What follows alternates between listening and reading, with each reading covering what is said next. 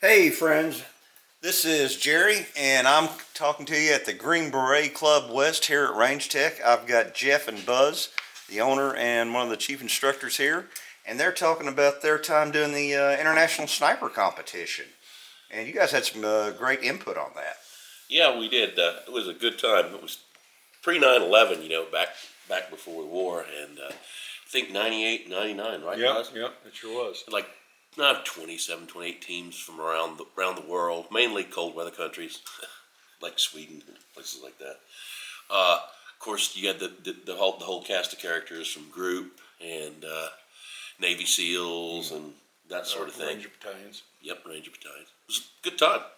Really was. Very challenging as well, too. Yeah. What was what was the most challenging stuff for you guys there at the competition? Well, I think that the things that each year had its own special challenges. One year it was the freezing ass cold and the reverse slope stock that we just boloed on, but luckily everybody else boloed on. But we shot really good that year. Mm-hmm. Yeah. The next year, UKD unknown distance, not quite so good, was it? Yeah, but because of the weather, Mm-hmm. the Iron Maidens were white, and then of course heavy snow and the wind, and it was blowing the snow. And the only ones that really did good that year was the SEALs because they had 300s, and everybody else pretty much had 308s. So, what type of weapons were you using, and what were the other competitors using? We were using our issued M24s. And M24, that's like a Model 700? That's a 700 Remington long action shooting 308 with an M3 Alpha scope, which is a fixed 10 scope, mil dot. Heavy barrel. Very 20 accurate inches. weapon. Okay, what were some of the, you said that the other competitors were using some different stuff? Well, they were using their indigenous weapons with whatever they're issued in their sniper kit, like from England, the Amnesty International, Accuracy International rifle. Like the HK2. Yeah, and that SR-25, 5th Group guys were using SR-25s, and of course the Navy SEALs were using the Macmillan 300 Win Mag. Mm-hmm. So, variety of guns, and obviously some of those guns are far more superior in that environment than others, but actually, the competition was more in the spirit of competition among countries and that sort of thing. What were most of the targets like? How far out, and were they manned targets or tank or what? Or? They did have a few 12-inch plates, but those were out more like at 300. Mm-hmm.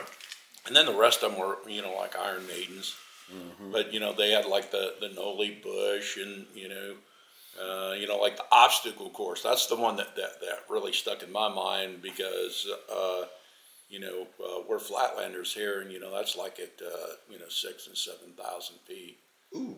And, the first thing you had to do was run up this hill and run down the ridge and then climb up the tower.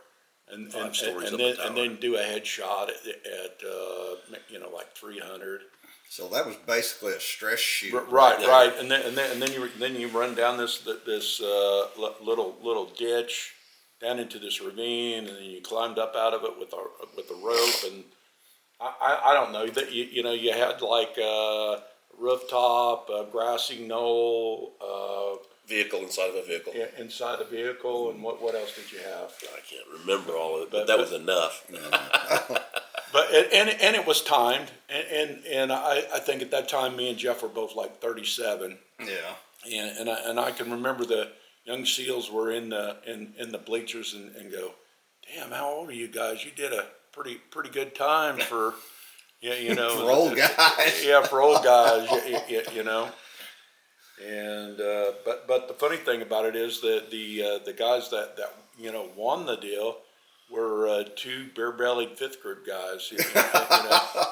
I mean, they got the best time. I don't know if they did the best shooting, but far as the fastest run time was two bare-bellied 5th Group guys, and Well, smoked it. So. that just goes to show, don't judge books by their cover. Right. Yeah, that was pretty funny because I can remember they couldn't believe it. Yeah. What was the so for the most part you competed 2 years?